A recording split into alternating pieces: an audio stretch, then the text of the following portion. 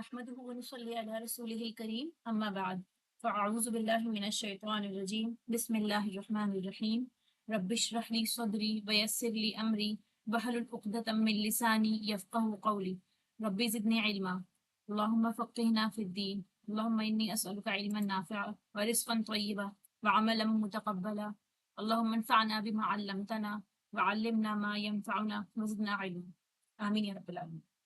السلام علیکم ورحمۃ اللہ وبرکاتہ۔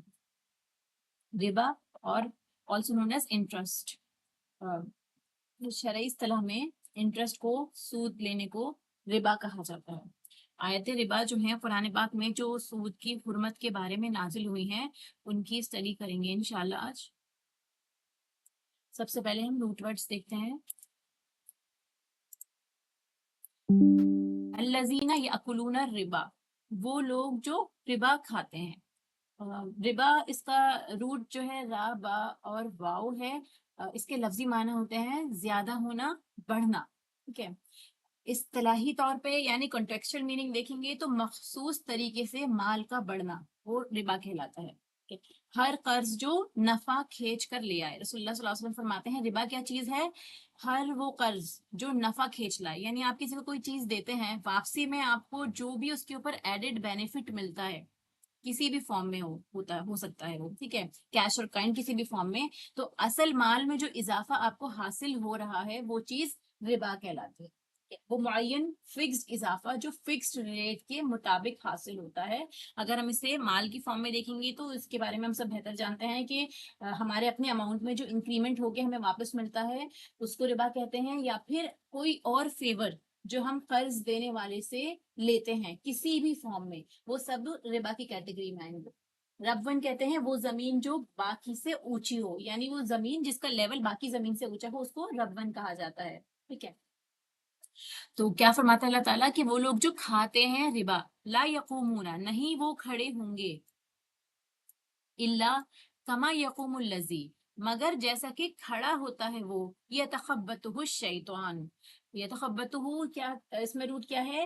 خا با اور تو، خبتی ہم نے سنا ہے اردو لینگویج میں بہت یوز ہوتا ہے، کسی چیز کو اندھا دھند مارنا، اس کے لفظی معنی ہے کسی چیز کو اندھا دھند مارنا۔ مثلا اونٹ کا اپنے پیروں کو اندھا دھند زمین پر مارتے رہنا، بے سوچے سمجھے کوئی کام کرنا، کسی چیز پر ضرب لگانا، سینس لیسلی اینڈ وائلنٹلی مارنا، یہ دونوں اس کے اندر پائے جاتے ہیں۔ کسان کا لاٹھی درخت پر مار کر پتے جھاڑ، ٹھیک ہے، یہ چیز کیا ہوتی ہے؟ یہ خبط کا میننگ آپ کو دیتی ہے کہ کوئی بھی ایسا کام کرنا جس میں آپ بنا سوچے سمجھے کر رہے ہیں، وہ چیز جو آپ کے حواس پر بھاری ہو گئی ہے، آپ کو نہیں پتا آپ کیا کر رہے ہیں لیکن آپ وہ کام کرتے چلے جا رہے ہیں۔ کون کرواتا ہے یہ کام؟ الشیطان، شیطان، من المس، چھو کر، یعنی شیطان نے اس کو مارا، شیطان نے اس کو چھوا، اس پر حاوی ہو گیا، کہ اس کی عقل پر اس طرح حاوی ہو گیا کہ اس کو پتہ ہی نہیں چلتا کہ وہ انسان کیا کر رہا ہے، اس سے چمٹ کر اس کو دیوانہ بنا دے۔ مار اس کو ایسی پڑتی ہے جیسے اس کا چھونا ہو، تو شیطان کا جو چھونا ہے وہ اس کے لیے یہاں پر ایک طرح سے مار کی مترادف ہے کہ وہ انسان کو انسینٹی کی طرف لے جاتا ہے۔ پھر یہاں پر دیکھیے شیطان سے کیا کیا مراد ہو سکتا ہے؟ شیطان یہاں پہ ابلیس بھی مراد ہو سکتا ہے، یعنی وہ ایکچوئل شیطان، یا پھر کوئی بھی جن جو شیطان کی پیروی کر رہا ہے، یعنی وہ شیطان جو جنوں کی کیٹیگریز میں سے۔ تو عام طور پر انسان پر جب شیطان یا جنات کا اثر ہوتا ہے تو وہ یہی مس ہوتا ہے، کوئی جیسے انسانوں کے پاس جنات بھی حاوی ہو جاتے ہیں یا پھر کوئی اثر ہوتا ہے شیطانی اثر جو ہم کہتے ہیں، وہ بھی اسی مس کی فارم میں ہوتا ہے، چھونے کی فارم میں ہوتا ہے، جسمانی طور پر بھی وہ اثر انداز ہو سکتا ہے۔ اس کے بارے میں ہم تفسیر میں دیکھیں گے۔ ذالک بانہم، یہ بوجہ اس کے کہ وہ قالوا انما البیع مثل الربا، وہ شخص جس کو کہا جا رہا ہے کہ اسے خطی بنا دیا شیطان نے چھو کے، وہ کیا کہتے ہیں کہ بے شک تجارت، بے جو ہے وہ تجارت کے لیے استعمال ہوتا ہے، یعنی ٹریڈنگ، کہ بے جو ہے ٹریڈنگ کرنا، تجارت کرنا، وہ مانند ہے سود کے، یعنی تجارت اور سود یہ دونوں ایک جیسی ہیں، اگر ہم سود لیتے ہیں تو بھی کوئی مذائقہ نہیں، ہم تجارت بھی تو کرتے ہیں۔ وَأَحَلَّ اللَّهُ الْبَيْعَ، لیکن اللہ سبحانہ وتعالیٰ یہاں پہ کیا فرماتا ہے کہ یہ دونوں چیزیں ایک جیسی نہیں ہیں، ٹھیک ہے۔ اللہ تعالیٰ نے یہ حالت، اللہ تعالیٰ نے جو حرمت دی ہے وہ ہمارے لیے صرف ربا کے لیے ہے، حلال کیا ہے اللہ تعالیٰ نے تجارت۔ سود اور تجارت میں فرق جاننا پڑے گا اس کے لیے، سمجھنے کے لیے۔ فمن جاءہو، تو جو کوئی آ جائے اس کے پاس، موعظہ کوئی نصیحت، موعظہ واعظ اس بنا ہے، واعظ سے بنا ہے یہ، موعظہ ایسی نصیحت ہوتی ہے جو انسان کے دل پر اثر کرتی ہے، اس کو اللہ کی اطاعت پر آمادہ کر دیتی ہے. ٹھیک ہے؟ تو جب اس کے پاس نصیحت آ جائے انسان کے پاس، تو اس کے بعد کیا کرنا ہے اسے، من ربہ، اپنے رب کی طرف سے، فنتہا، پھر وہ باز آ جائے، اس کو رک جانا چاہیے اپنے اس کام سے، فلہ ما سلف، تو اس کے لیے جو پہلے ہو چکا، یعنی جو وہ کر چکا ہے وہ کر چکا، اب اسے آگے رک جانا چاہیے. وَأَمْرُهُ إِلَى اللَّهِ، اور معاملہ اس کا اللہ کی طرف ہے، یعنی جو اب تک ہم نے کیا اب وہ اللہ کی مرضی، اللہ سبحانہ وتعالیٰ اس کو چاہے تو معاف کرے، چاہے تو مواخذہ کرے، لیکن آگے فردر آن ہمیں اس کام سے رک جانا ہے. پچھلے کا حساب بھی اگر آپ کے پاس ہے، کچھ لینا ہے، کسی کو دینا ہے، اس کو بھی فوراً چھوڑ دیں اور اللہ کے حوالے کر دیں. ومن عادا، جو کوئی لوٹ آئے، جو بار بار ایسے کام کرے، تو وہ کون ہے، فَأُولَٰئِکَ أَصْحَابُ النَّارِ، یہی لوگ ساتھی ہیں آگ کے. آگ کے ساتھی کا کیا مطلب ہو گیا کہ وہ آگ میں رہنے والے ہیں، آگ میں ڈالے جانے والے ہیں. انسان اپنے ساتھی کے ساتھ میکسیمم ٹائم گزارتا ہے، جس کو وہ پسند کرتا ہے، جس کی صحبت اختیار کرتا ہے، تو اسی طرح سے وہ آگ کے ساتھی ہوں گے، یعنی ان کا میجورٹی ٹائم آگ کے ساتھ گزرنے والا ہے. یہ کہاں کی بات ہو رہی ہے، آخرت کی. ہم فیہا خالدون، وہ اس میں ہمیشہ رہنے والے ہیں.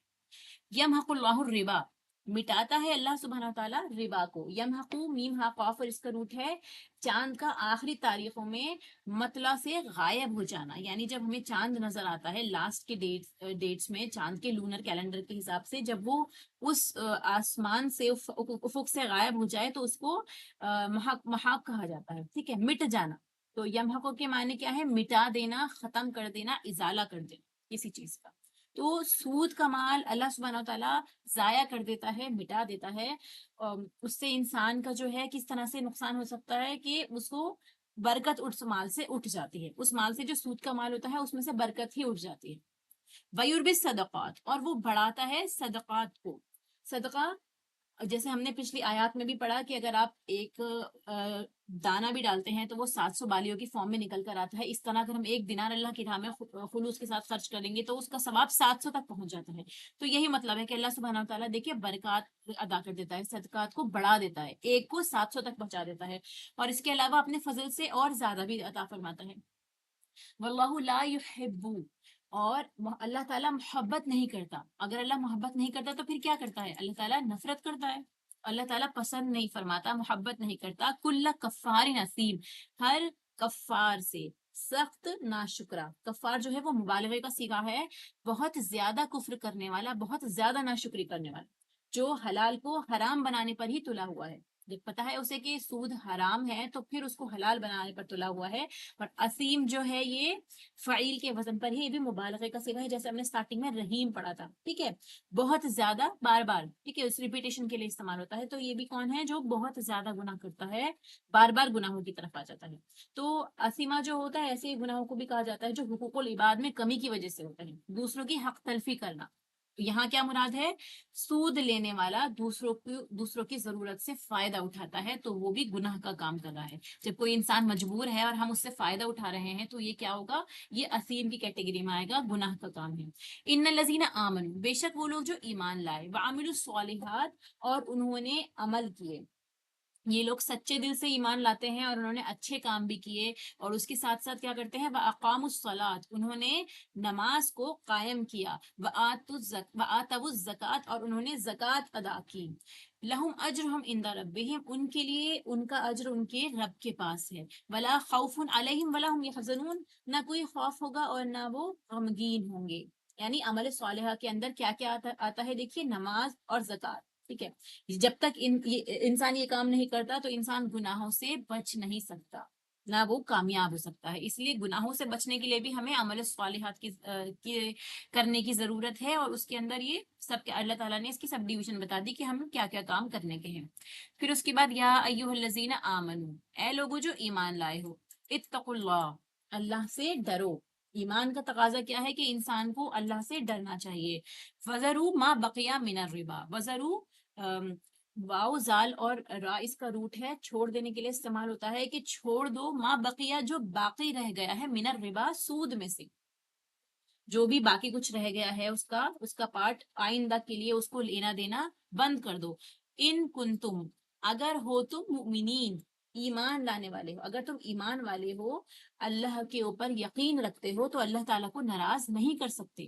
اب جتنا سود کا کاروبار کرنا تھا کر چکے، اب جو رہ گیا ہے اس کو چھوڑ دو.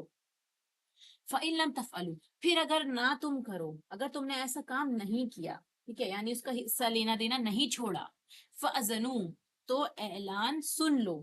فَأَذَنُوا، حمزہ زال اور نون اس کا روٹ ہے. اذن کان کو کے لیے استعمال ہوتا ہے، تو اس کا کیا مطلب ہے کہ یہ بات اپنے کانوں میں ڈال لو، سمجھ لو، سن لو اور معلوم کر لو. یعنی اویئر کیا جا رہا ہے، وارن بھی کیا جا رہا ہے کہ بحرب من اللہ، اگر تم پلٹتے ہو تو کیا ہوگا. بحرب، حرب جنگ کے لیے استعمال ہوتا ہے، اللہ کی طرف سے جنگ کا اعلان ہے تمہارے لیے، ورسولہ ہی، اور اس کے رسول کی طرف سے، یعنی اللہ سبحانہ وتعالیٰ کی طرف سے اور رسول اللہ کی طرف سے تمہارے لیے جنگ کا پیغام ہے کلیئر، اگر تم نے سب کچھ جاننے کے بعد بھی سود لینا نہیں چھوڑا. وَإِن تُبْتُمْ، اور اگر توبہ کر لو تم، یعنی اگر تم نے توبہ کر لی، ٹھیک ہے، اگر تم پلٹ آتے ہو، تو توبہ کی جو شرائط ہم پڑھ چکے ہیں، پاسٹ پریزنٹ اینڈ فیوچر سے ریلیٹڈ ہے، ان سب کو مائنڈ میں رکھیے. فَلَكُمْ رُؤُوسُ أَمْوَالِكُمْ، تو تمہارے لیے ہے رؤوس. رؤوس کیا چیز ہوتی ہے؟ را، حمزہ اور سین اس کا روٹ ہے، سر کے لیے استعمال ہوتا ہے. راسن سر کو کہا جاتا ہے. تو اس کا کیا معنی ہوا کہ جسم کا وہ حصہ جس کے بنا پر انسان کی زندگی قائم رہتی ہے. اگر سر نہ ہو تو انسان زندہ ہی نہیں رہ سکتا. تو یہ اس لیے اس کا معنی بعد میں اصل کے لیے استعمال ہونے لگا، یعنی مین چیز یہی تمہارے لیے اصل ہے. اموالکم، تمہارے مالوں میں سے جو تمہارا اصل مال تم نے دیا تھا، تمہیں صرف وہی واپس لینے کی اجازت ہے، اس کے اوپر کوئی اضافی فائدہ نہیں لینا. لا تظلمون، نہ تم ظلم کرو گے، یعنی تم اصل سے زیادہ وصول نہیں کرو گے. ولا تظلمون، اور نہ تم ظلم کیے جاؤ گے کہ تمہارا اصل بھی نہ لوٹایا جائے.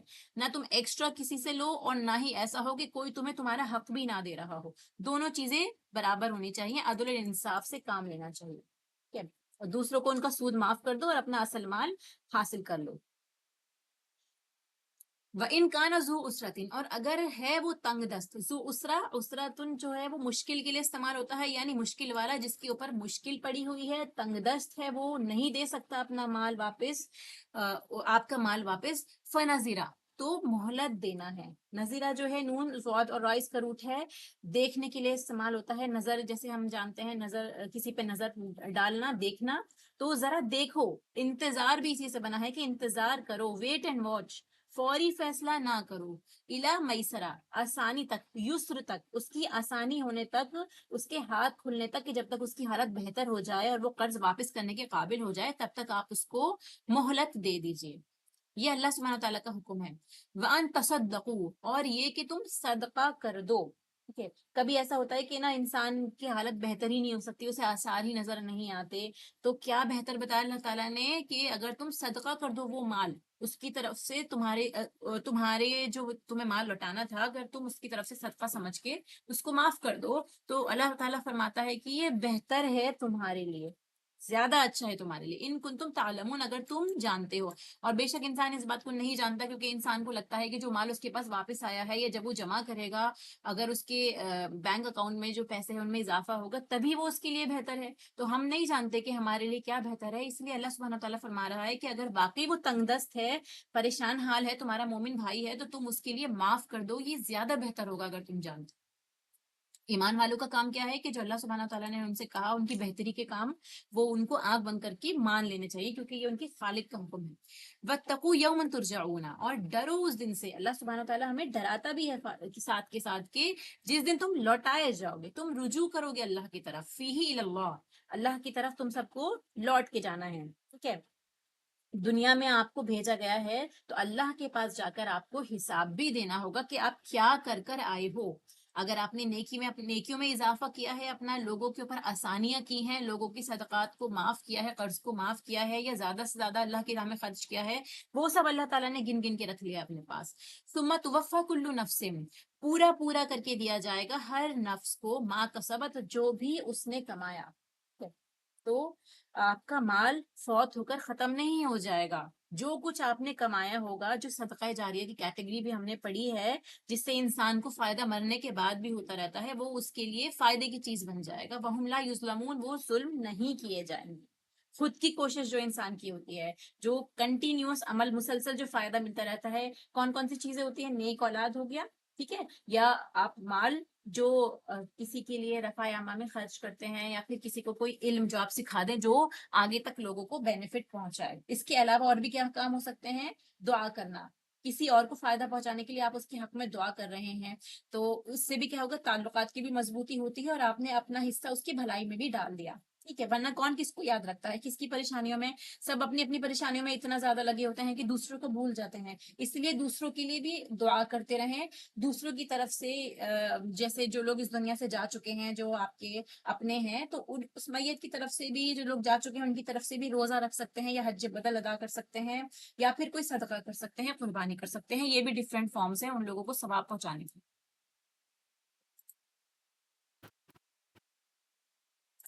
ٹھیک ہے، اب اس کی تفصیل لیتے ہیں. آیت نمبر 275، الذین یأکلون الربا، کہ وہ لوگ جو ربا کھاتے ہیں. ٹھیک ہے، تو اب سب سے بڑی بات یہاں دیکھیے، یہاں پہ کھانے کا لفظ استعمال ہوا ہے، اکلا یوز ہوا ہے. اکلا کھانے کے لیے استعمال ہوتا ہے، یہاں پر لینا استعمال نہیں ہوا بلکہ کھانا استعمال ہوا ہے، کہ وہ لوگ جو سود کھاتے ہیں. تو کھانے کی طرف کیوں اشارہ کیا گیا ہے؟ اس سے شدت کی طرف اشارہ ہے کہ جو جو چیز ہم دوسروں سے بچا کے رکھتے ہیں، اپنے پاس جمع کرتے ہیں، تو زیادہ تر اس مال کا حصہ جو ہے وہ ہمارے کھانے پینے کے لیے ہی استعمال ہوتا ہے. انسان کی سب سے بڑی نیسیسٹی کیا ہوتی ہے؟ یہ باقی کاموں کے بنا وہ رہ سکتا ہے لیکن وہ کھانے کے بنا نہیں رہ سکتا. اسی لیے کھانے کی طرف اشارہ کیا گیا ہے کہ جو لوگ سود کھاتے ہیں، تو سود خور لوگ نہ کھڑے ہوں گے مگر اس طرح جس طرح وہ کھڑا ہوتا ہے، جسے شیطان چھو کر خبتی بنا دے. شیطان نے اس کو مارا، اس کی عقل پر وہ حاوی ہو گیا، اس سے چمٹ کر اس نے اس سے چمٹ کر دیوانہ بنا دیا. پھر اس کے بعد یہ بتایا جاتا ہے، جیسے میں نے آپ کو بتایا، کہ شیطان کا انسانی جسم پر کس طرح اثر ہوتا ہے. ابن القیم الجوزی فرماتے ہیں طب نبوی میں کہ انہوں نے اپنے دلائل کے ساتھ اس بات کو ثابت کیا ہے کہ بعض جسمانی بیماریاں بھی شیطانی اثرات سے ہوتی ہیں. فار ایگزامپل جیسے ایپیلیپسی ہو گئی، مرگی کی بیماری ہو گئی، جنون وغیرہ ہو گیا. ٹھیک ہے، ایسے ہی قرآن پاک میں حضرت ایوب کی دعا کے بارے میں بھی بتایا جاتا ہے کہ جو ان کو اسکن کی ڈیزیز ہوئی تھی، تو اس میں کیا فرماتے ہیں وہ کہ شیطان نے مجھے چھو لیا ہے اور مجھ کو تکلیف اور عذاب میں مبتلا کر دیا ہے. تو یہاں آپ کے سامنے ہے، دیکھیے کہ بیماری کا سبب شیطان کو بتایا گیا ہے. کس طرح اس نے ایوب علیہ السلام کو ٹچ کیا ہوگا؟ تو یا تو یہ ہو سکتا ہے کہ اس نے اللہ سبحانہ و تعالیٰ سے پرمیشن لی ہو، اس کے بعد ان کو نقصان پہنچایا ہو، کیونکہ شیطان انسان کا کھلا دشمن ہے. وہ اللہ تعالیٰ کی اذن سے، اللہ تعالیٰ سے اجازت لے کے قیامت تک انسانوں کو پریشان کرنے اور بہکانے کے لیے آیا ہے. ٹھیک ہے، تو میں بھی یہ ہو سکتا ہے کہ اس نے اللہ سبحانہ و تعالیٰ سے پرمیشن لی ہو ہارم کرنے کی. اللہ تعالیٰ فرماتے ہیں نا کہ میرے بندوں پہ تیرا اثر نہیں چلے گا، لیکن اگر کوئی چیز ہے جو ہماری قدر میں لکھی ہوئی ہے، ہم کو پہنچنے والی ہے ہماری آزمائش کے طور پہ، تو وہ ہم کو آ کے رہے گی. یا پھر یہ دوسرا معنی لیا جاتا ہے کہ وہ ایز اے فزیشین ان کے پاس آیا، ان کے علاج کے غرض سے آیا، تب اس نے ان کو چھوا اور ان کی بیماری میں اضافہ ہوا. یا پھر یہ بھی بتایا جاتا ہے کہ اس نے اپنے وسوسوں کے ذریعے ان کو چھوا، ان کو عبادت سے غافل کرنے کی غرض سے، اس سے ان کو تکلیف پہنچتی ہے. یہ بھی بتایا جاتا ہے. تو ایسی بیماریاں جن کا کوز نظر نہیں آتا، وہ روحانی بیماریاں، نفسانی بیماریاں، جیسے وہم کی بیماری ہوتی ہے، لوگوں کو بہت زیادہ سوچتے ہیں، بہت پریشان ہوتے ہیں کسی چیز کو لے کے، یا پاگل پن کی بیماری ہے، جنون کی بیماری ہے. یہ ساری بیماریاں جو ہے وہ بتایا جاتا ہے جیسے کہ یہ انسان کے نفس پہ جو اثر کرتی ہیں وہ شیطان کے چھونے سے ہوتی ہیں. اور یہ چیزیں عربوں میں بہت جانی پہچانی تھی، اسی لیے مثال دے کر سمجھایا جا رہا ہے کہ جو سود خور کا حال ہے وہ اسی طرح سے ہے، وہ ایسے ہی بیہیو کرتا ہے جیسے کسی شخص کو شیطان نے چھو لیا ہو. صحیح حدیث میں بھی آتا ہے، آپ کے سامنے موجود ہے، دیکھیں، شیطان انسان کے جسم میں خون کی طرح دوڑتا ہے. Satan flows through the human being like blood. وہ جسم پہ شیطان کے اثرات ہوتے ہیں، وہ ہمارے اندر خون کی طرح بھی دوڑتا ہے، ہمارے ہر اعضاء میں. تو جس طرح جن زدہ شخص جو ہوتا ہے وہ اپنے حواس کھو بیٹھتا ہے، اسی طرح سے سود لینے والا شخص بھی، اس کو بتایا جاتا ہے کہ وہ اپنے سینسز میں نہیں ہوتا، اس کی عقل ماری جاتی ہے، وہ بے حس ہو جاتا ہے، دوسروں کی تکلیف کا اسے بالکل احساس نہیں رہتا، صرف اپنے بارے میں سوچتا ہے، اپنے ہی لیے، اپنے فائدے کے لیے سوچتا ہے. اس کی عقل کام نہیں کرتی، جبکہ اس کو پتا ہوتا ہے کہ وہ کام بالکل غلط کر رہا ہے، اس کے باوجود بھی یہ ہوتا ہے کہ وہ اپنے آپ کو روک نہیں پاتا اس کام سے. جیسے دیوانگی کا یا جنون کا عالم ہوتا ہے کہ انسان کو آس پاس کے بارے میں معلوم تو ہوتا ہے لیکن وہ اپنے آپ پہ کنٹرول نہیں کر پا رہا ہوتا. تو اسی طرح سے لاجیکل ڈیسیجنس نہیں لے پاتا یہ انسان، اپنے گریڈ کے اندر آ کے اپنے لالچ پہ کو اپنے اوپر اتنا حاوی پاتا ہے کہ وہ سمجھ بوجھ کی طاقت اپنی کھو دیتا ہے. تو ایسا شخص، دوسرا معنی یہ بھی ہے کہ شیطان، ایسا شخص جو ہے وہ قیامت کے دن اٹھے گا تو ایسے ہی اٹھے گا جیسے کہ کوئی دیوانہ ہوتا ہے، یا تو دنیا میں دیوانگی کا اظہار ہوگا، یا پھر جو آخرت میں جب اسے اٹھایا جائے گا تو وہ دیوانوں کی طرح اٹھے گا، امبیلنسڈ پرسنالٹی، لڑکھڑاتا ہوا، جیسے پاگل حرکت کرتے ہیں، اپنے ہاتھ پیروں کو سنبھال نہیں پاتے، خود کو سنبھال نہیں پاتے، اس حال میں ان کو قیامت کے دن اٹھایا جائے گا۔ یہ حالت ان کی کس لیے ہوگی؟ کیونکہ انہوں نے کہا کہ سود تجارت کی طرح ہے۔ ان کا یہ ماننا تھا، ان کی یہ آئیڈیالوجی تھی کہ جیسے تجارت حلال ہے، ایسے ہی ہم جو اضافی مال لیتے ہیں وہ بھی ہمارے کاروبار کا حصہ ہے۔ ہم نے کسی کو مال دیا، ہم نے اپنا پیسہ اس کو دیا، ہم اسے کہیں اور لگا سکتے تھے، تو جب ہم واپس لے رہے ہیں تو اس سے بڑا چڑھا کر لیں گے، اس میں غلط بات کیا ہے؟ یہ ان کا سوچنا تھا۔ حالانکہ سود اور تجارت کا جو فرق ہے وہ بالکل واضح ہے، ٹھیک ہے، لیکن اسی لیے بتایا گیا کہ وہ ان کو یہ فرق نظر نہیں آتا، کیونکہ وہ دیوانے ہو چکے ہیں، وہ بھول گئے ہیں کہ ان دونوں میں بہت بڑا فرق ہے، ایک حلال ہے اور دوسرا حرام ہے۔ سب سے بڑا فرق جو اللہ سبحانہ وتعالیٰ نے بتایا کہ ایک چیز حلال ہے اس میں جو تجارت ہے، دوسری چیز حرام ہے۔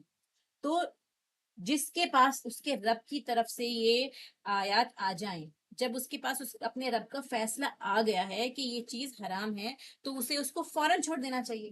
قرآن کریم میں بھی آتا ہے نا کہ ایمان رکھنے والے لوگوں میں اس سے بڑی کیا بات ہو سکتی ہے کہ سب سے بہترین فیصلہ اللہ کا ہے۔ یعنی جو ایمان والے ہیں ان کو معلوم ہے کہ جو اللہ نے فیصلہ کیا ہے وہ سب سے بہترین فیصلہ ہے، اللہ سے بڑھ کر کس کا فیصلہ خوبصورت ہو سکتا ہے۔ تو جب اللہ تعالیٰ فرماتے ہیں کہ سود کو حرام کیا ہے تو اس کا مطلب یہ کہ اللہ کا فیصلہ ہے، سب سے امپورٹنٹ، صرف ایمان والے ہی اس بات کو سمجھ سکتے ہیں۔ پھر وہ رک گیا، ٹھیک ہے، سود لینے سے، تو اس سے پہلے جو وہ لے چکا وہ اسی کا ہے، ٹھیک ہے، آئندہ کے لیے رک جا، یعنی جب وہ لے چکا اس کے لیے، اس کے بعد اس نے توبہ کر لی ہے تو آگے کے لیے اسے رک جانا چاہیے، جتنا ہو گیا وہ ہو گیا، ٹھیک ہے۔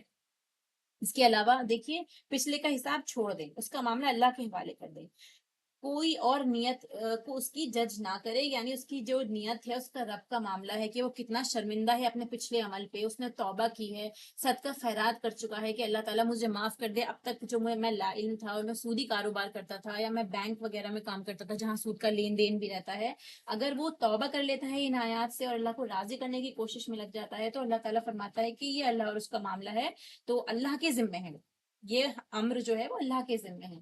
لیکن جو لوٹ آتا ہے، جو بار بار یہ کام کرتا رہے گا، منع کرنے کے باوجود بھی پھر سے سود لینے پر آمادہ ہو جاتا ہے، تو کیا فرمایا کہ وہ آگ کے ساتھی ہیں، کیونکہ یہ کبیرہ گناہ ہے، وہ اس میں ہمیشہ رہنے والے ہیں، اپنے اسی کلمہ کفر کی وجہ سے، اپنے اس انکار کی وجہ سے، ٹھیک ہے۔ تو سود چاہے وہ ڈائریکٹ لین دین ہو، یعنی کوئی آپ سے سیدھا مانگتا ہے کہ میں اتنے پیسے آپ کو قرض پہ دے رہا ہوں، واپسی میں آپ مجھے کچھ پرسنٹ کے حساب سے اضافہ کر کے دیں، ڈائریکٹ ہو تب بھی وہ سود ہے، انڈائریکٹ ہو جو ہمیں بینک سے ملتا ہے وہ بھی سود کی کیٹیگری میں ہی آتا ہے، ٹھیک ہے۔ اس کے بعد میں آپ کو اس کے بارے میں حدیث بتاتی ہوں کہ رسول اللہ صلی اللہ علیہ وسلم فرماتے ہیں کہ جس کو آپ نے قرض دیا، ٹھیک ہے، اس کا ہدیہ بھی آپ کو قبول نہیں کرنا چاہیے۔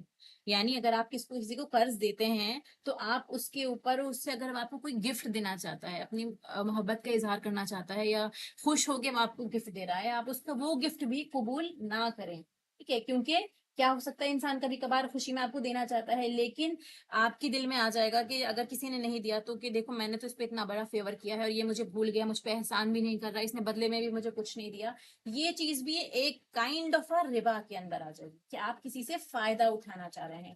امام ابو حنیفہ کے بارے میں بتایا جاتا ہے کہ جس کو قرض دیتے تھے تو وہ اس کے دیوار کے سائے تلے بھی کھڑا ہونا پسند نہیں فرماتے تھے کہ اتنا سا بھی میں اس سے فائدہ نہیں لینا چاہتا، اس کے گھر پہ سے جو شیڈو آ رہی ہے جس سے مجھے دھوپ سے بچنے کے لیے راحت ملے گی، اتنی بھی نہیں لینا چاہتا کہ یہ چیز بھی سود کے اندر نہ آ جائے، اضافی فائدے کے اندر نہ آ جائے۔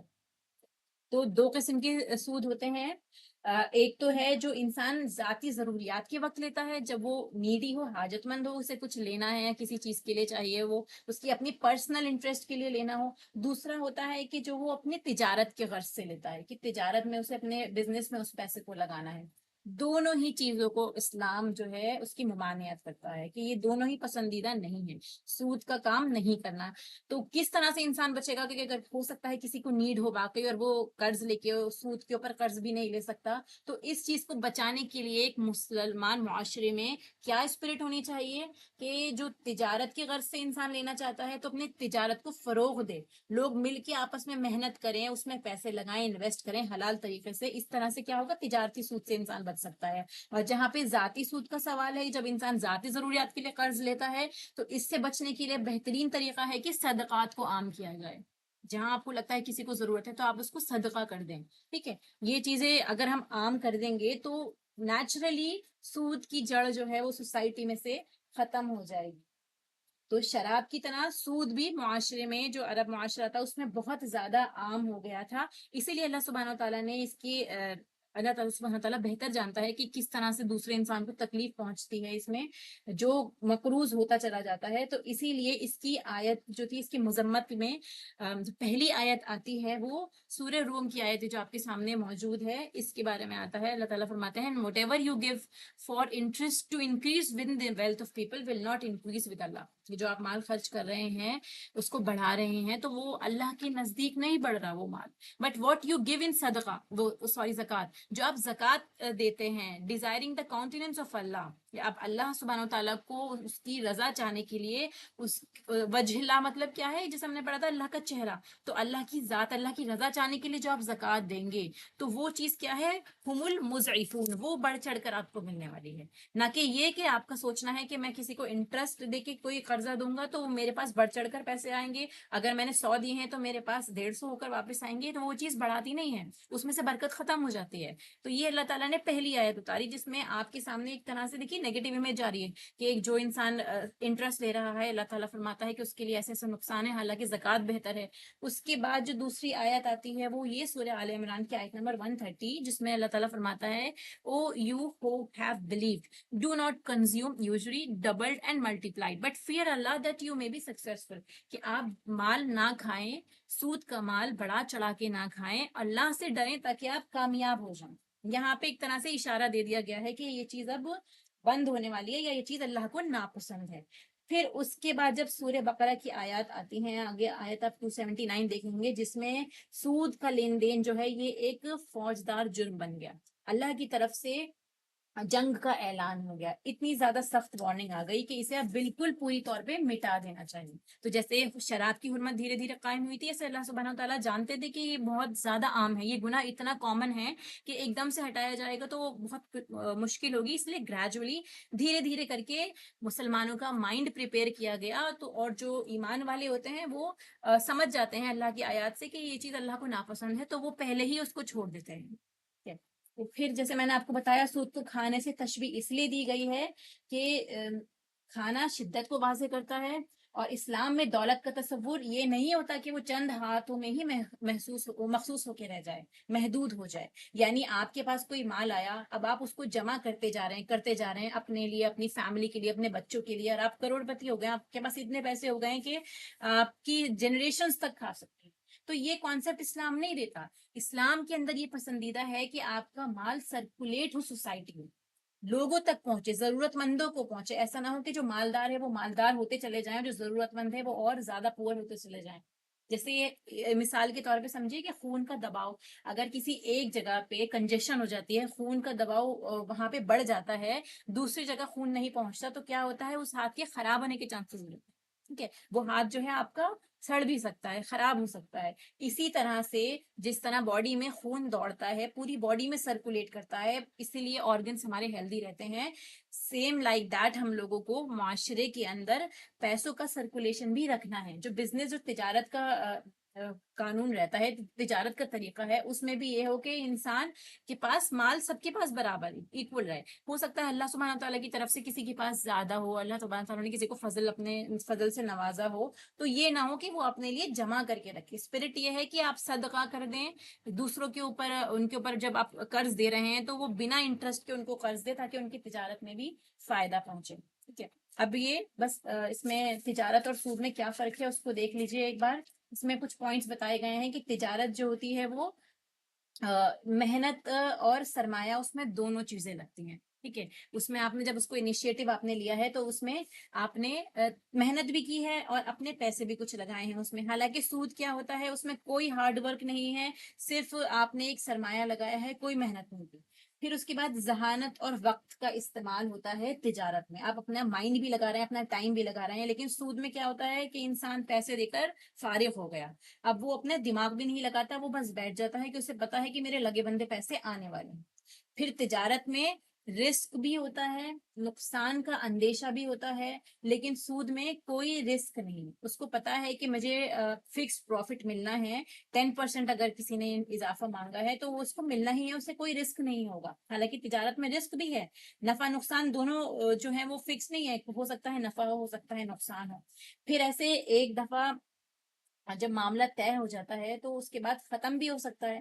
لیکن سود میں کیا رہتا ہے کہ معاملہ ختم ہی نہیں ہوتا. ایک دفعہ اگر آپ نے کوئی چیز لی ہے پر سود پہ لیا ہے تو وہ جب تک آپ ادا نہیں کریں گے، سود کے پیسے ادا نہیں کریں گے، وہ بڑھتا چلا جائے گا اور اس طرح سے آپ کے اوپر سود بھی بڑھتا چلا جائے گا. ایک لمٹ ایسی آتی ہے کہ آپ کی اصل رقم سے بھی زیادہ ہو جاتا ہے، ٹھیک ہے.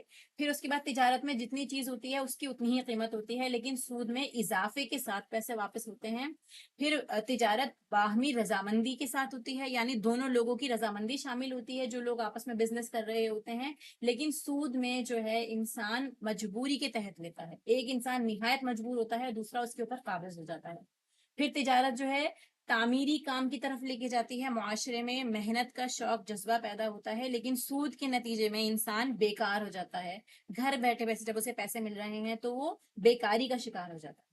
پھر اس کے بعد تجارت جو ہے وہ اکانومک ایکٹیویٹی پیدا کرتی ہے سوسائٹی میں. لیکن سود میں پیسہ صرف ایک جگہ جمع ہو جاتا ہے، اس سے سوسائٹی کے اندر جو ہے پوری سوسائٹی پہ ایفیکٹ پڑتا ہے. یعنی آپ دیکھیں گے نا کہ ایک جگہ مال لگ رہا ہے، پھر وہ ایک سے دوسرے کو جائے گا، تیسرے کو جائے گا، تو پوری سوسائٹی میں مال سرکولیٹ ہو رہا ہے تو سوسائٹی ہیلدی رہے گی، ایکٹیو رہے گی. لیکن جہاں پہ ایک ہی بندے کے پاس پیسے آتے جا رہے ہیں تو باقی لوگ ڈیوائڈ ہو جائیں گے، اس چیز سے ان کو فائدہ نہیں پہنچ رہا ہوگا. تو اسی طرح سے کیا ہوتا ہے کہ تجارت میں بہت لوگوں کو کام مل جاتا ہے، بہت لیبرز لگتے ہیں اس کے اندر، سب لوگوں کے کو اس میں فائدہ پہنچتا ہے کچھ نہ کچھ، تو معاشرہ بھی خوشحال رہتا ہے. پر سود میں بہت سارے لوگ بیکار گھر بیٹھ جاتے ہیں کیونکہ ان کے پاس کام نہیں ہوتا کرنے کے لیے. اس طرح سوسائٹی میں ڈسٹریس، بدامنی پھیلتی ہے، ریسٹلیسنس پھیلتی ہے. اسی لیے اللہ سبحانہ تعالیٰ فرماتا ہے کہ تجارت جو ہے وہ حلال ہے اور سود حرام ہے، کیونکہ ایٹ دی اینڈ یہ بہت ساری ذہنی بیماریوں کو، جسمانی بیماریوں کو اور اس کے علاوہ اخلاقی بیماریوں کو بھی جنم دیتا ہے. یمحق اللہ الربا ویربی الصدقات واللہ لا یحب کل کفار اثیم. اللہ سبحانہ تعالیٰ جو ہے وہ ربا کو مٹاتا ہے، سود کو مٹاتا ہے اور صدقات کو بڑھاتا ہے. دیکھیے دین خیر خواہی کا نام ہے. امت مسلمہ جو ایک جسم سے تشبیہ دی گئی ہے، سارے اعضاء اس کے اگر تکلیف میں آ جاتے ہیں، اگر ایک اعضاء کے اندر تکلیف پہنچتی ہے، کوئی اسے چوٹ لگتی ہے. اسی طرح جو ہے یہ بتایا گیا کہ صدقہ جو ہے وہ جب آپ کرتے ہیں تو بغیر معاوضے کے اگر آپ کسی کو اپنا مال دے رہے ہیں، صرف اللہ کی رضا کی خاطر اور آخرت کا فائدہ دیکھتے ہوئے، تو وہ مال آپ کا صدقہ میں شمار ہوگا. لیکن سود میں کیا ہوتا ہے کہ آپ بغیر معاوضے کے دوسرے کا مال ہڑپتے رہتے ہیں، ٹھیک ہے، دنیاوی فائدے کے لیے. تو یہ اس میں بیسک ڈفرنس بتایا جاتا ہے. اسی لیے اللہ سبحانہ تعالیٰ سے معاشرے سے ایلیمینیٹ کرنا چاہتا ہے اور صدقے کا رواج لانا چاہتا ہے. پچھلی آیت میں ہم نے سود کی ساری خرابیاں پڑھی، اللہ سبحانہ تعالیٰ نے اسے منع فرمایا اور لوگوں کو وارن بھی کیا کہ چھوڑ دو. تو کوئی اور ایک وے آؤٹ دینا چاہیے نا کہ کس طرح سے انسان اپنے تجارت کو بڑھائے، یا پھر کس طرح اپنے اگر پیسوں کو کوئی بڑھانا چاہتا ہے، انویسٹ کرنا چاہتا ہے، فروغ دینا چاہتا ہے، تو وہ اس کے لیے ایک آپشن کیا دیا ساتھ میں کہ آپ صدقے کا رواج عام کریں اگر آپ کو سود سے بچنا ہے. سود اسی طرح ختم ہو سکتا ہے جب صدقے کا رواج جو ہے وہ عام ہو جائے گا، ٹھیک ہے. پھر جب ہر ایک دینے والا ہو جائے گا، یعنی جب صدقے کے ہاتھ بڑھ جائیں گے، ہر انسان دینے والا ہو جائے گا، تو لینے والا کوئی بچے گا ہی نہیں. جب آپ دے رہے ہیں آپ کو پتا ہوگا کہ آپ کے پاس پیسے آ جائیں گے اور الحمدللہ پوری سوسائٹی میں سب دینے والے ہو جائیں گے، تو اس طرح سے کوئی لینے والا بچے گا نہیں. سب کے پاس اتنا انف ہوگا جس میں وہ اپنا گزر بسر آرام سے کر سکتے ہیں، تو معاشرے کی ضروریات بھی پوری ہو جائیں.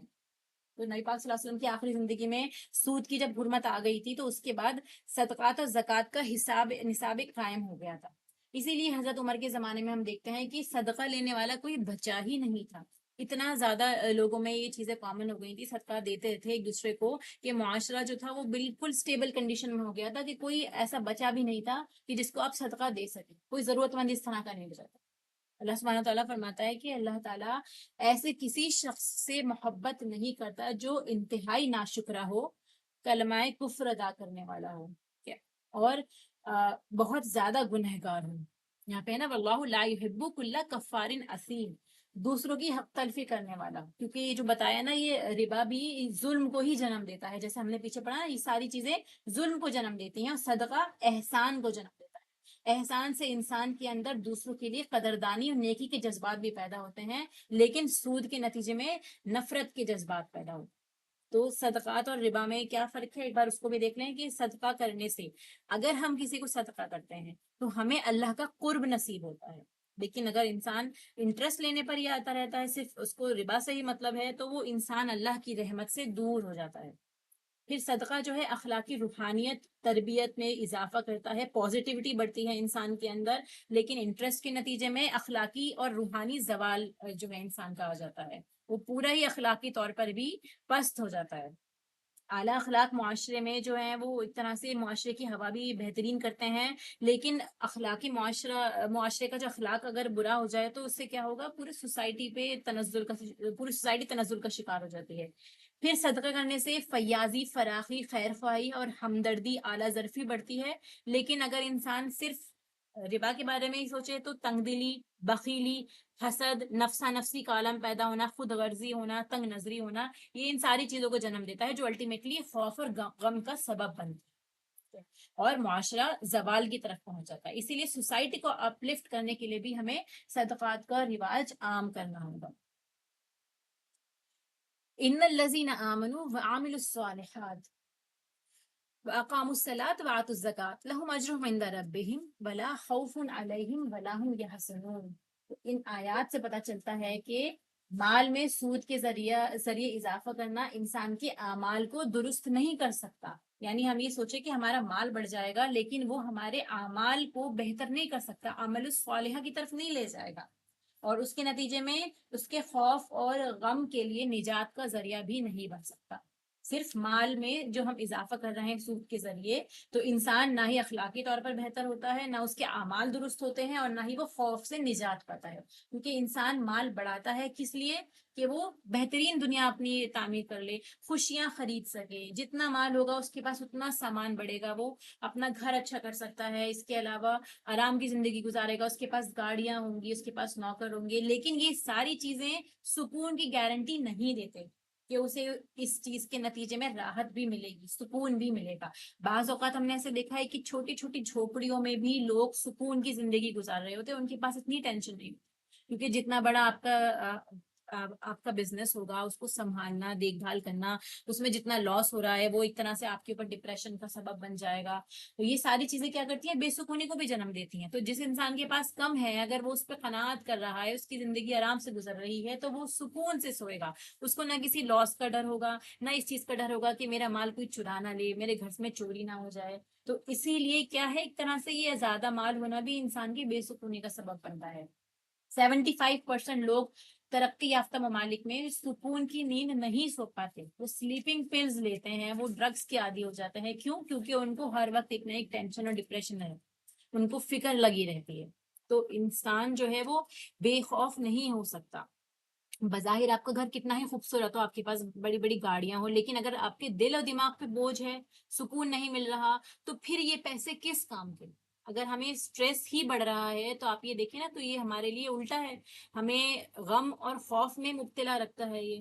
اسی لیے اللہ سبحانہ تعالیٰ نے ہمیں یہاں پہ ایک وے آؤٹ بھی بتایا اس کا، کہ آپ جو عمل صالح کر رہے ہیں، نماز ادا کریے، زکوٰۃ دیجیے، اپنے مال سے صدقات کیجیے، تاکہ کیا ہو، آپ بھی سکون کی نیند سو سکیں، اور یہ تھریٹ بھی نہ رہے کہ آپ کے گھر میں چوری ہو جائے گی، یا اگر آپ سب کو پتا ہوگا آس پاس والوں کو بھی، جیسے ان کے گھر میں بہت پیسے ہیں یا خرچ بھی نہیں کرتے، لوگ آپ کو پسند نہیں کرتے ہوں گے، تو وہ نیگیٹو وائبز جو جاتی ہوں گی، الٹیمیٹلی یہ بھی ہو سکتا ہے کہ کبھی بھی کسی کا کوئی ایسا پلان بنایا ہے، کوئی بھی ایسی پلاٹنگ ہو کہ وہ آپ کو نقصان پہنچانے کا ذریعہ بن جائے، کوئی گھروں میں جو چوریاں ہوتی ہیں آس پاس میں، تو کیا سبب رہتے ہیں اس چیز کے؟ ٹھیک ہے، تو بہت ساری چیزیں ایسی ہوتی ہیں نا، لوگ کہتے ہیں نا کہ جب ہم صدقہ نہیں کرتے یا پیسے نہیں نکالتے تو وہ کسی اور فارم میں نکل جاتے ہیں.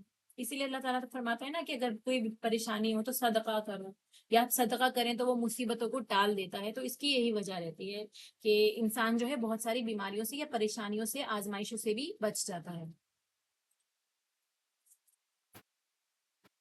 یا ایھا الذین آمنوا اتقوا اللہ وذروا ما بقی من الربا ان کنتم مؤمنین. اے ایمان والو، اللہ تعالیٰ سے ڈرو، جو سود باقی رہ گیا ہے وہ چھوڑ دو اگر تم سچ مچ ایمان والے ہو. تو اس آیت سے پہلے سود کی ممانعت کی آیت جو ہے نازل ہو چکی تھی، اگرچہ آخری حرمت کے الفاظ ابھی نہیں آئے تھے، لیکن وہ اس کی کراہت جانتے تھے صحابہ کرام، اسی لیے انہوں نے چھوڑ دیا تھا. تو کچھ لوگوں کا جو سود باقی تھا تو وہ اسے لینے کا جب تقاضا کر رہے تھے، جس سے یہاں پہ بتایا جاتا ہے نا کہ اس کے پیچھے ایک واقعہ ہے کہ بنی ثقیف اور بنی مخزوم کے جو لوگ تھے ان کے درمیان یہ معاملہ طے ہوا تھا کہ یہ سودی لین دین کرتے تھے. وہ تو بنی ثقیف کا مطالبہ جو تھا وہ بنو مخزوم کی طرف تھا، ان کو ان کا سود ادا کرنا تھا. لیکن بنو مخزوم جو تھے وہ مسلمان ہو چکے تھے. اسلام کے بعد انہوں نے اس چیز سے منع کر دیا کہ نہ ہم دیں گے نہ ہم لیں گے، اب ہم آپ کو واپس بھی نہیں کریں گے، کیونکہ دونوں طرح سے منع کرا گیا ہے. لیکن جو دوسری پارٹی تھی انہوں نے مطالبہ کیا کہ ہمیں تو ہمارا پیسہ چاہیے. ابھی وہ مسلمان نہیں ہوئے تھے تو جھگڑا جو ہے وہ طول کو پہنچ گیا. معاملہ نبی پاک صلی اللہ علیہ وسلم تک جب پہنچا تو فتح مکہ کے بعد کا یہ واقعہ ہے، تو آپ نے کیا کیا، اللہ کا یہ حکم سنا دیا کہ اصل رقم آپ لے سکتے ہیں لیکن آپ اضافے والے مال نہیں لے سکتے. اسی لیے یہاں پہ فرمایا نا کہ جو رہ گیا اس کو چھوڑ دو. تو حجۃ الوداع کے موقع پہ بھی بتایا جاتا ہے، رسول اللہ صلی اللہ علیہ وسلم فرماتے ہیں کہ جاہلیت کے دور کے تمام سود اب ختم ہوتے ہیں. ٹھیک ہے، تو پہلا سود جس کو میں ثابت کرتا ہوں وہ ہمارے اپنے خاندان کا ہوا، عباس ابن عبد المطلب کا، یعنی جو ان کے چچا تھے، جو ان کو سود دوسروں سے لینا تھا. تو سب سے پہلے رسول اللہ صلی اللہ علیہ وسلم نے کیسے امپلیمنٹ کیا، اس آیت کو اپنے اوپر امپلیمنٹ کیا. ابتدا اپنے ہی گھر سے کی.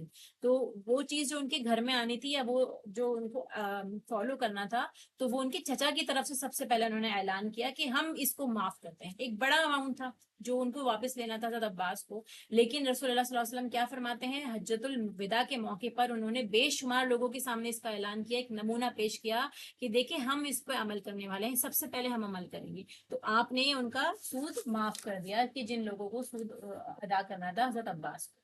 تو اس طرح سے ہم لوگوں کو بھی کوشش کرنی ہے کہ جو ہم آیات سیکھتے ہیں سب سے پہلے ہم اسے اپنے آپ پر امپلیمنٹ کریں، کر کے دکھائیں. جب اس میں اثر پیدا ہو پھر ہم اس کو دوسروں کو بتائیں گے. تو وہ وائبز جو ہوتی ہیں جو آپ اثر کرتے ہیں تو وہ لوگوں کے دلوں تک پہنچتی ہیں اور آپ کی بات کی تاثیر اور بڑھ جاتی ہے. فَإِن لَمْ تَفْعَلُوا فَأَذَنُوا بِحَرْبٍ مِّنَ اللَّهِ وَرَسُولِهِ. پھر یہ بتایا گیا کہ اگر آپ ایسا کرنے سے نہیں رکتے، ٹھیک ہے، تو اللہ تعالیٰ اور اس کے رسول سے لڑنے کے لیے تیار ہو جائیں، جنگ کے لیے تیار ہو جائیں. یہاں پہ ایک سیدھی وارننگ دے دی گئی ہے کہ آپ نے اگر آپ اپنے آپ کو نہیں روکا تو کیا ہوگا، اللہ اور اس کے رسول آپ سے جنگ کریں. تو کس میں اتنی ہمت ہے کہ وہ اللہ سے جنگ کر سکے اور اپنے رسول اللہ صلی اللہ علیہ وسلم کا مقابلہ کر سکے، ان کے مقابلے پہ آ سکے. اور جو آیا تو وہ بچ کر کہاں جا سکے گا.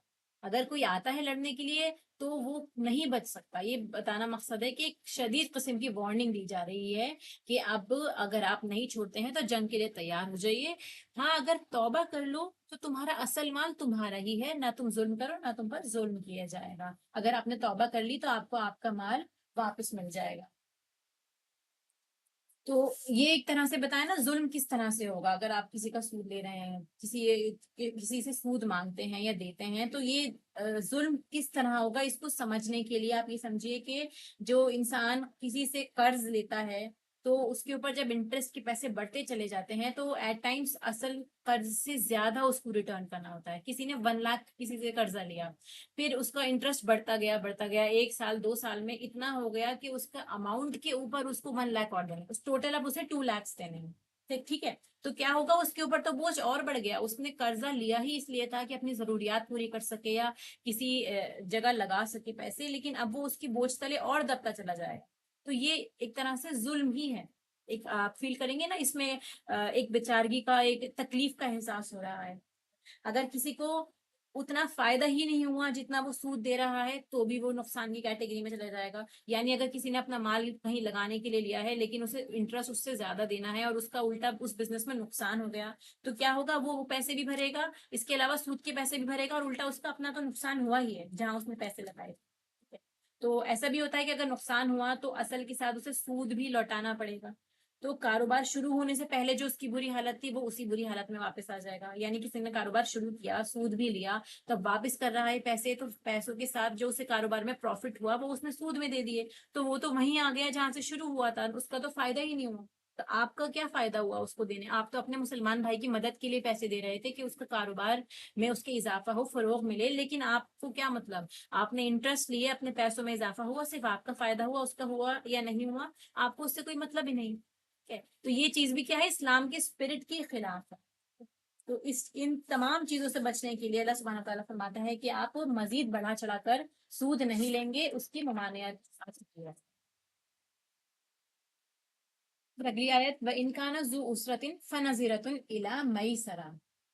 اگر کوئی سود ادا نہیں کر پا رہا تو کیا کہا ہے؟ اس کو آسانی تک مہلت دے دیجیے.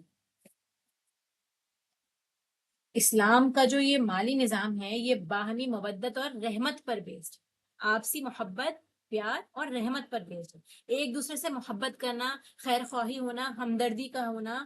اگر کوئی مجبوری میں آپ سے قرض لے رہا ہے لیکن واپس نہیں دے رہا تو آپ اس کو مہلت دے دیجیے، اس کے سود میں اضافہ نہ کریے، بلکہ اس کو معافی تک بھی نوبت آ جائے تو آپ اس کو معاف کر دیجیے.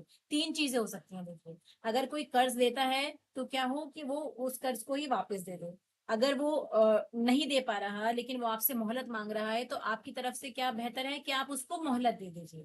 تیسری فارم، اگر وہ بالکل بھی دینے کے قابل نہیں ہے، آپ اس کے حالات جانتے ہیں، اس کی فیملی کو آپ نے دیکھا ہے واقعی ضرورت مند ہے، تو آپ کیا کریے؟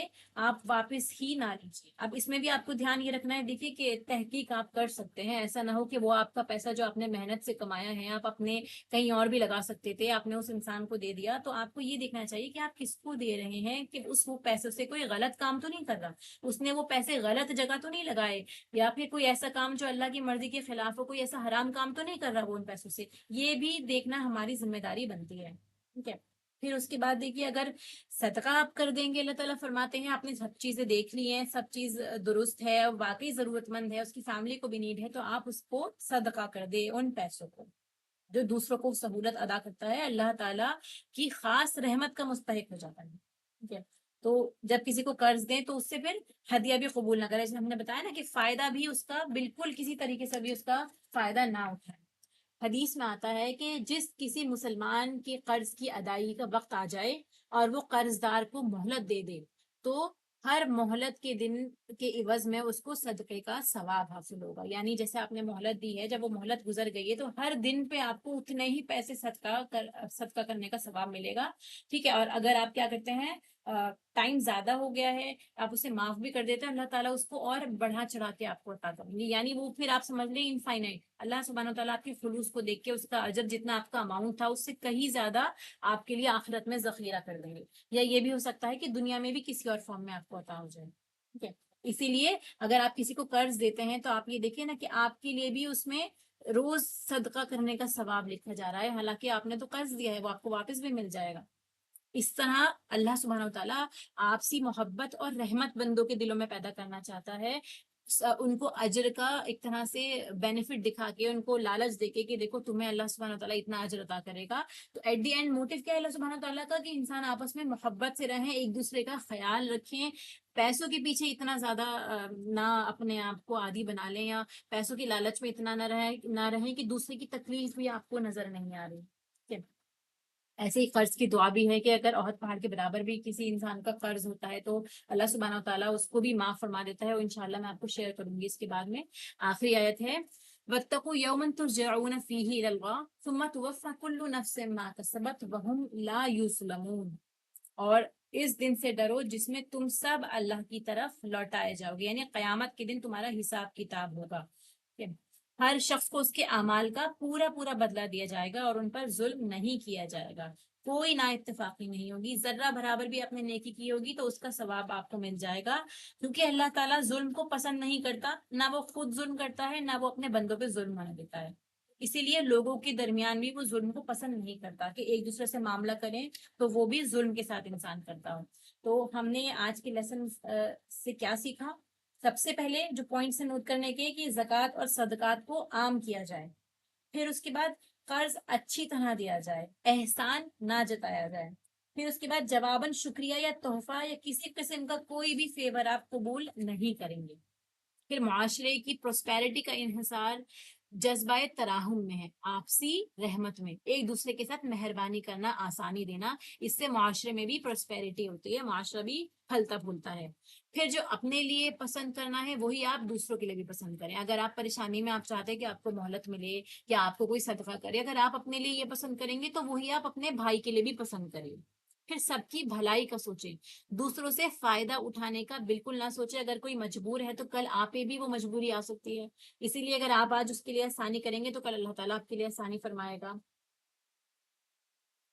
حدیث مبارکہ میں آتا ہے کہ آپ صلی اللہ علیہ وسلم کعبے سے ٹیک لگائے ہوئے بیٹھے تھے اور فرمانے لگے ہلاک ہو گئے وہ لوگ، ہلاک ہو گئے وہ لوگ.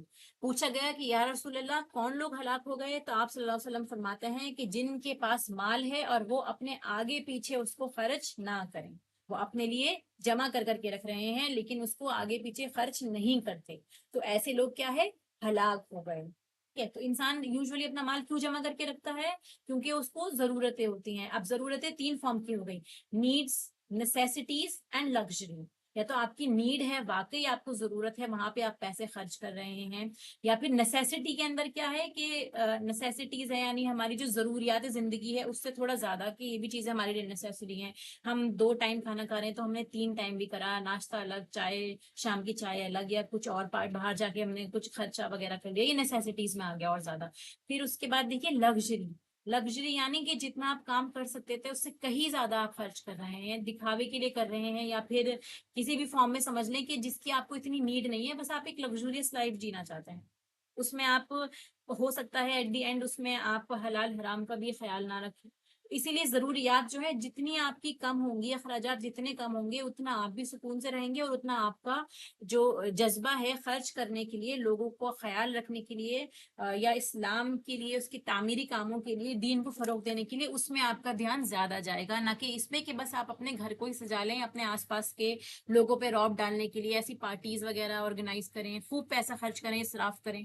یہ چیزیں اسلام میں پسندیدہ نہیں ہے. اللہ سبحانہ وتعالیٰ پسند فرماتا ہے کہ انسان ایک دوسرے کے ساتھ رحمت فیل کرے، ایک دوسرے کے جذبات کا خیال رکھے. اور آپ کے آس پاس میں کوئی پریشان حال ہے، آپ کو پتہ ہی نہیں ہے، آپ اس کو ضرورت ہے، آپ اس کا دھیان ہی نہیں رکھتے، تو پھر یہ چیز جو ہے وہ اسلام کی اسپرٹ کے خلاف ہے. اب ایک بار ان آیات کو سن لیتے ہیں.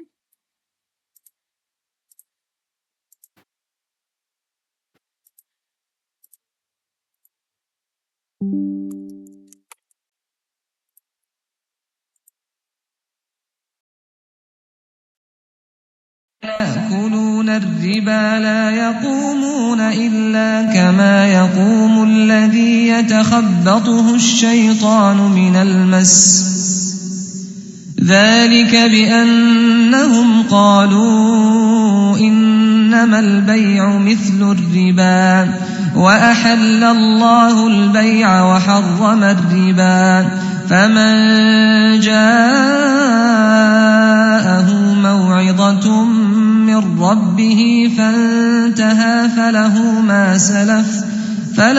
ما سلف وأمره إلى الله ومن عاد فأولئك أصحاب النار هم فيها خالدون يمحق الله الربا ويربي الصدقات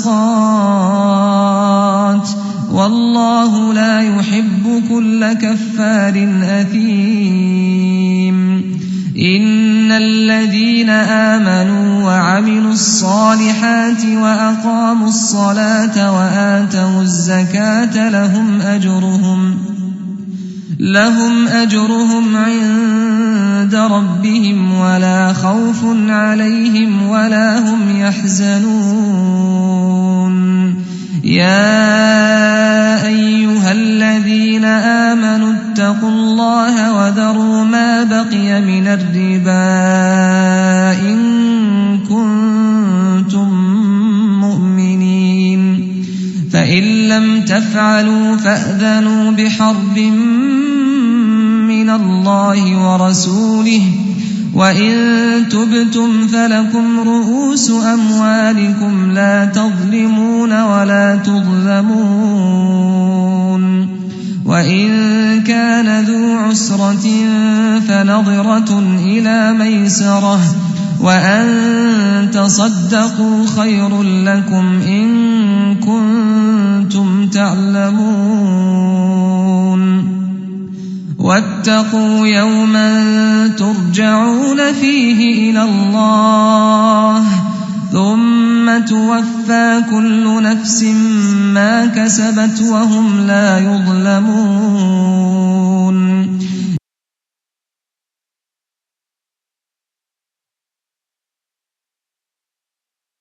آج کی ایکٹیویٹی ہماری کیا رہتی ہے کہ ہم نے جو ان آیات سے سیکھا، اگر اب تک ہم نے انٹرسٹ نہیں نکالا ہے اپنے بینک اکاؤنٹس میں یا اپنے آس پاس والوں میں دیکھیں، اپنی فیملی میں دیکھیں، فرینڈز میں دیکھیں، اگر انٹرسٹ نہیں ادا کیا ہے اب تک میں، تو اس کو پورا کیلکولیٹ کریں اور اس کو نکال کے الگ رکھیں. پھر جہاں آپ کو لگتا ہے کہ بہتر ہے یہاں پہ خرچ کرنا تو دینا. جیسے ہم جانتے ہیں کہ انٹرسٹ کے لیے ہمیں جب اسے ادا کرنا ہوتا ہے تو کسی نیت سے نہیں ادا کرنا، یعنی ہم اس میں کوئی ثواب کی نیت نہیں رکھیں گے. وہ ایک گندی چیز ہے جو ہمیں اپنے سے الگ کرنی ہے. تو وہ ہم ایسے کاموں میں لگا سکتے ہیں جیسے جہاں سوسائٹی کے کام ہوتے ہیں، بہتری کے لیے ہوتے ہیں، کہیں پر نالیاں وغیرہ بنوانی ہیں، سڑکیں بنوانی ہیں، یا کہیں پر باتھ رومس وغیرہ بنوانے ہیں. کوئی بھی ایسی جگہ جہاں پر سوسائٹی کو بینیفٹ ہو رہا ہو، لوگوں کو ہو رہا ہو، لیکن آپ کو اس نیت سے نہیں دینا کہ مجھے اس کا ثواب ملے گا، کیونکہ وہ آپ کو دینے ہی ہے. ٹھیک ہے، تو ان پیسوں کو نکالیں، دوسروں کو بھی اویئر کریں اس بارے میں، اور ان کو بتائیں کہ اتنا شدید گناہ ہے کہ اللہ سبحانہ وتعالیٰ کی طرف سے جنگ کا اعلان کیا گیا. ٹھیک ہے، تو اسی لیے ہم کرنے کا کام آج کا ہمارا یہ ہے کہ ہمیں اس کو امپلیمنٹ بھی کرنا ہے جو ہم نے سیکھا ہے. اور جیسے یہ تلاوت لگائی جاتی ہے ساتھ میں، تو جو آیات ہم نے پڑھی ہیں ورڈ ٹو ورڈ ہم نے سمجھا ہے، اس کے میننگز بھی آپ کے سامنے ہوتے ہیں. آپ اس کو ریکال کرا کریے، دیکھ کے کوشش کرا کریے صرف عربی ٹیکسٹ سے آپ ترجمہ کر سکیں. تو اگر ہمیں سمجھ میں آ رہا ہے ان آیات کو جو ہم نے آج پڑھی ہیں، تو ہماری کلاس کا ہمیں فائدہ ہو گیا کہ ہم نے الحمدللہ اللہ کی آیات کو سمجھا. اور آگے بھی جب ہم اپنی تلاوت میں اپنے قرآن کا مطالعہ کر رہے ہوں گے تو ہمیں یہ آیات انشاءاللہ سمجھ میں آئیں گی، اور یہی ہماری کلاس کا مقصد ہے. اللہ سبحانہ و تعالیٰ سے دعا ہے کہ اللہ تعالیٰ ہمیں عمل کی توفیق عطا فرمائے اور قرآن کریم کو بہترین طور پہ سمجھنے کے لیے ہمیں تیار کر دے. اللہ تعالیٰ ہمارے ذہنوں کو کھول دے، ہمارے سینوں کو کھول دے، تاکہ ہم اپنے دین کو بہترین طریقے سے سمجھ سکیں اور عمل صالح کر سکیں. وآخر دعوانا ان الحمد للہ رب العالمین. سبحانک اللہم و بحمدک، نشہد ان لا الہ الا انت، نستغفرک و نتوب الیک. السلام علیکم ورحمۃ اللہ وبرکاتہ.